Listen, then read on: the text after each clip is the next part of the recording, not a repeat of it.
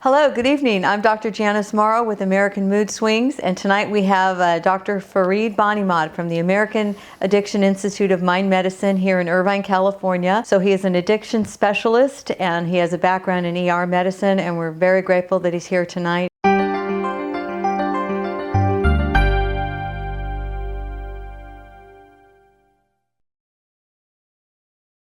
Let's talk about what are opioids for people out there watching the show.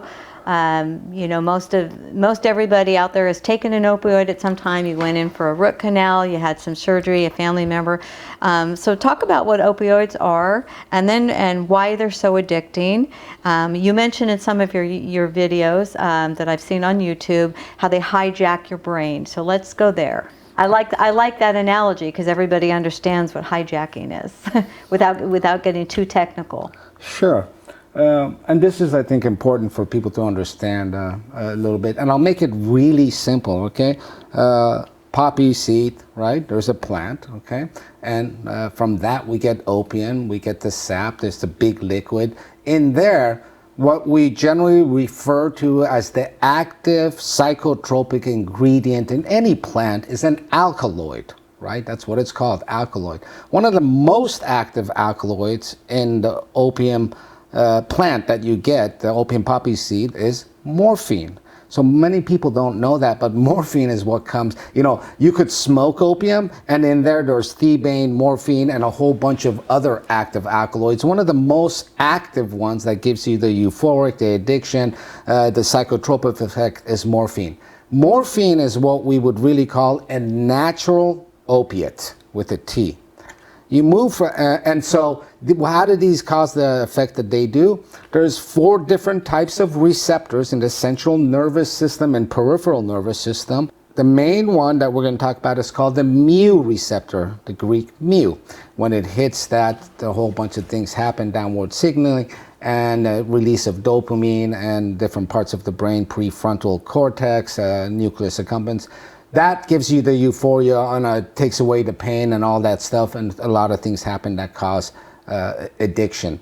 But I just want to point out that morphine is a natural opiate. If you change one of the groups, it becomes diacetylmorphine, and it's called heroin.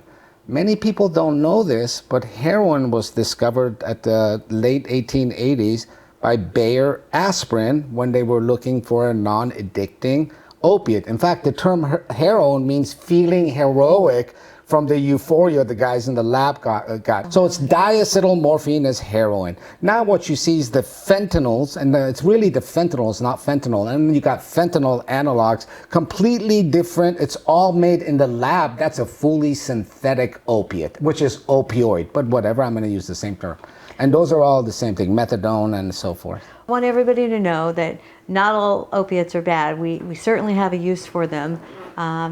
You know, you talk about the most common uses and when we need them. And I guess I'd like to just put this out there to anybody watching that the fentanyl especially can be deadly. It doesn't take very much. It takes just a very, very small amount in your brain. Like imagine a salt shaker, put it in your hand, and that's all it takes. And for the kids out there watching, the teenagers, you know, you're out at a party, you could be a straight A student and the best kid, you've never been in trouble, maybe your boyfriend or girlfriend just broke up with you, your parents are on the verge of a divorce, something really stressful happens, and you think, I just need a little something to take me off the edge. There's a lot of apps out there right now where you can get these pills off the streets. Don't do it. Just assume they're cut. They're this synthetic fentanyl that's very deadly.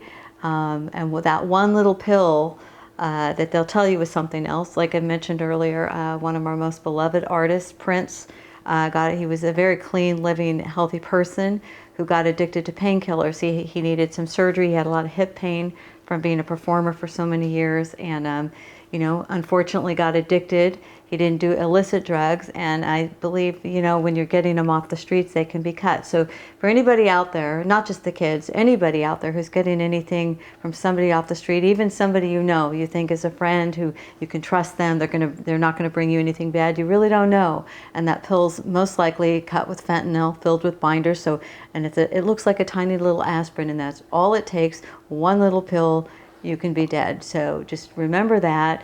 Let's have Dr. Banimahd close with the discussion of the uses of these and, you know, the practical implications. It's not like all pharmaceutical companies. There's this misconception that they're all evil and they're all about money. Yes, it takes a lot of money to develop drugs. They have to recoup their costs. We know that there's been some really bad practices, but there are very good uses for these medicines. Right. Opiates are fantastic drugs in the emergency department, in the pre-anesthesia for surgeries, for certain chronic pain patients, and even in that area it was overused and abused, certainly for hospice patients. If you were in Germany today, last year, 20 years ago, and let's say you had a torn ligament on your shoulder or something, and you went into your physician's office, if you asked the doctor for opiates, he'd look at you like you're crazy. Not in a accusatory type of way, because there wasn't issue there, but it's like, who needs that for a torn, let's say, torn ligament? If he offered it to the patient would look at the doctor like he's crazy. The point of that is how we set up the way we perceive things is a function of our society, marketing, and our political economy. Hopefully in the future we grow.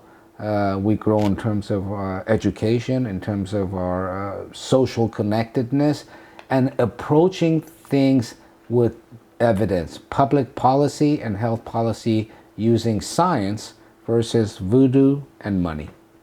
Thank you so much. Sure.